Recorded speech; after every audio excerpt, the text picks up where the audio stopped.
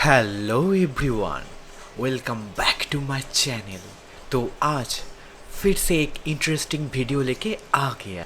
अगर वीडियो अच्छा लगा तो लाइक शेयर एंड सब्सक्राइब करना मत भूलना।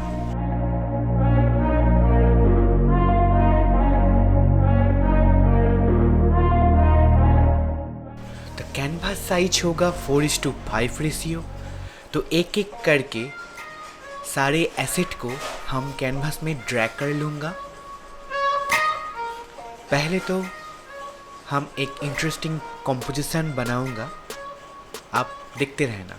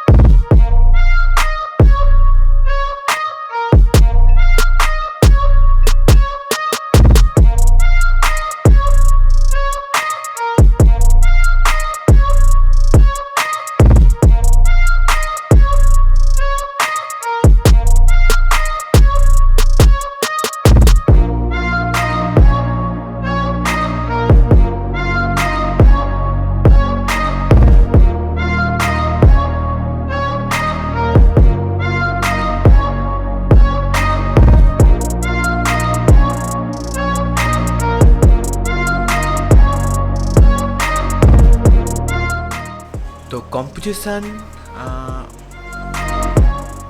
मेरा कंप्लीट हो गया है। इसके बाद बारी आता है शैडो एंड कलर मैचिंग की। हाईलाइट एंड शैडो फिक्स करने के लिए मैं हमेशा ही लेवल की मदद लेता हूँ। देन उसके बाद कलर मैचिंग के लिए मैं हमेशा कार्व यूज़ करता हूँ।